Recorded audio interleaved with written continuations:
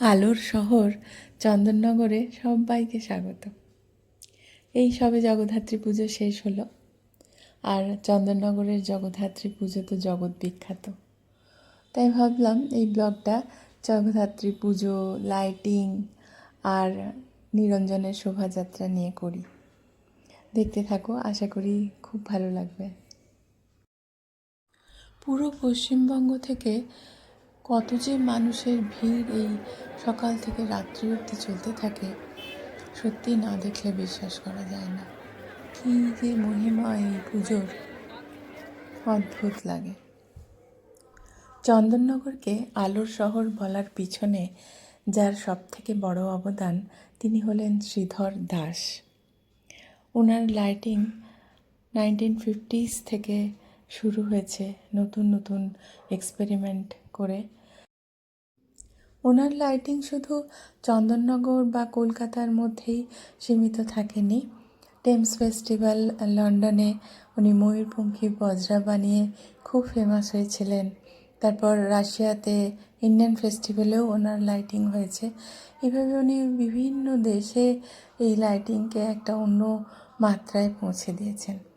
আর ওনারই সাথে কাজ করেছেন বাবু পাল, উনি আরেকজন খুব দক্ষ লাইটিংয়ের আর্টিস্ট। ওনার লাইটিংও দেশে বিদেশে নানা জায়গায় খুব নাম করেছে। আর শোনা যায় অমিতাভ বচ্চনের দিওয়ালির লাইটিংও উনি করতেন নাকি।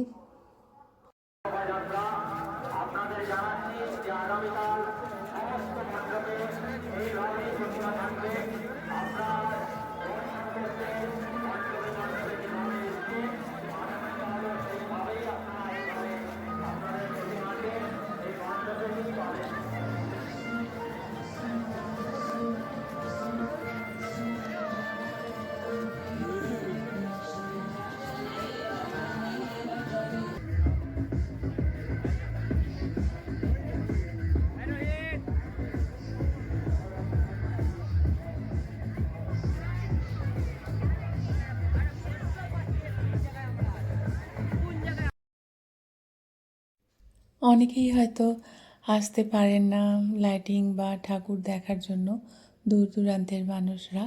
তাই মনে হয় যেন এই যতটুকু ক্যামেরাবন্দি করা যায় সবাই অন্তত দেখে আনন্দ পাবেন। আশা করি সবার ভালো লাগছে।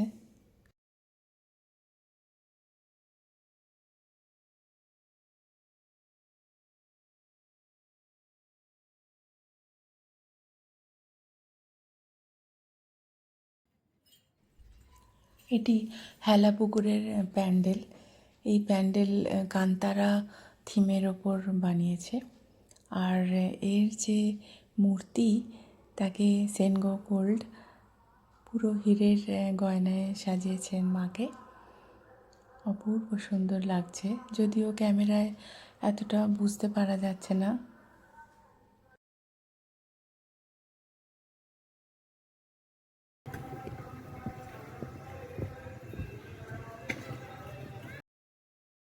এটা বোর্ড কালীতলার পুজো, খুবই সুন্দর প্যান্ডেল করেছে, রাজস্থানী প্যালেসের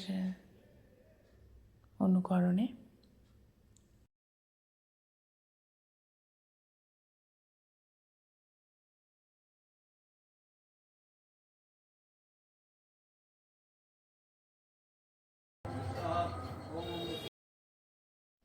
কি অপূর্ব মায়ের মূর্তি না!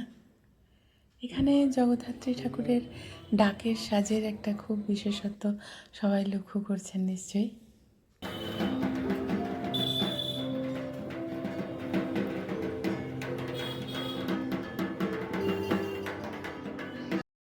চন্দননগরের এই জগদ্ধাত্রী পুজো কবে শুরু হয় বা কে শুরু করেন সেই নিয়ে একটু মতভেদ আছে। যেমন অনেকেই বলেন যে চাউলপট্টির ব্যবসায়ীরা এই যে আদি মা, এনার পুজো শুরু করেন 1790 খ্রিস্টাব্দে। সেই হিসেবে এটিকেই সবথেকে পুরনো জগদ্ধাত্রী ঠাকুর বলে মনে করা হয়। আবার অনেকে বলেন ইন্দ্রনারায়ণ চৌধুরী শুরু করেছিলেন প্রথম জগদ্ধাত্রী পুজো 1750 খ্রিস্টাব্দে।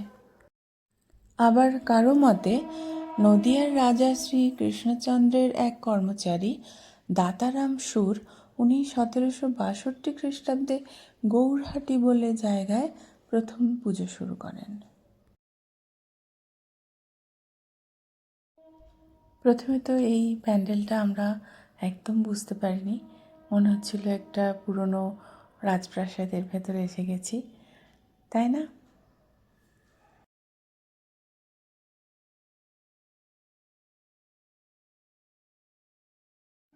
উত্তরাঞ্চলের পুজো এটি, খুব সুন্দর। এখানে মায়ের প্রতিমা এবং সাজসজ্জাও খুব সুন্দর লেগেছে আমার, একদম অন্যরকমভাবে সাজিয়েছে যেন। চন্দননগরের জগদ্ধাত্রী পুজোয় প্যান্ডেল বা ঠাকুর দেখার থেকেও বেশি ক্রেজ থাকে এই দশমীর প্রতিমা নিরঞ্জনের শোভাযাত্রা দেখার। কেন প্রতিটি ঠাকুরের সাথে 4-5টা ট্রাক শুধুমাত্র লাইটিংয়ের এবং তার সাথে ব্যান্ড পার্টি, সে এক অপূর্ব কার্নিভাল।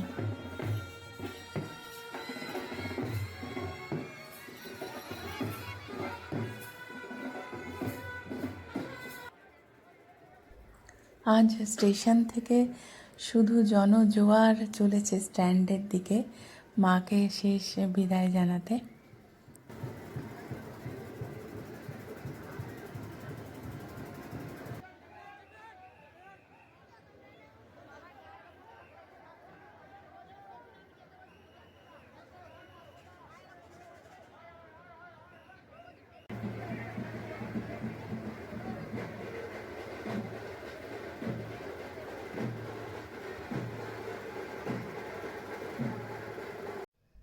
মায়ের কাছে প্রার্থনা করি যেন আমাদের মনের সমস্ত মলিনতা, অন্ধকার দূর করে আলোয় ভরিয়ে দেন।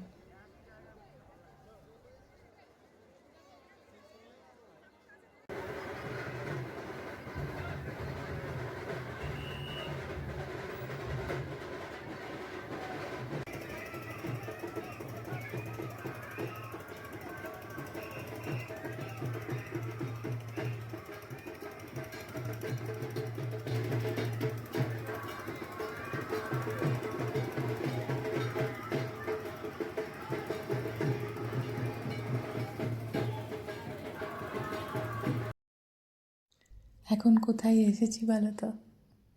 না পিভিআর বা আইনক্স নয়, এটা 1936 খ্রিস্টাব্দের তৈরি সিনেমা হল শ্রী দুর্গা ছবিঘর।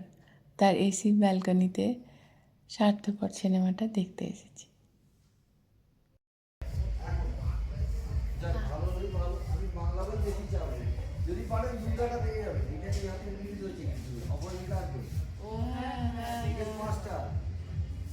কেউ চালাচ্ছে না এখানে।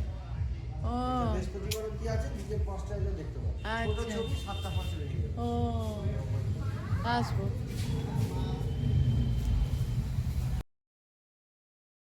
সবার ব্লগটা কেমন লাগলো অবশ্যই জানিও। আজ তাহলে শেষ করি, টাটা।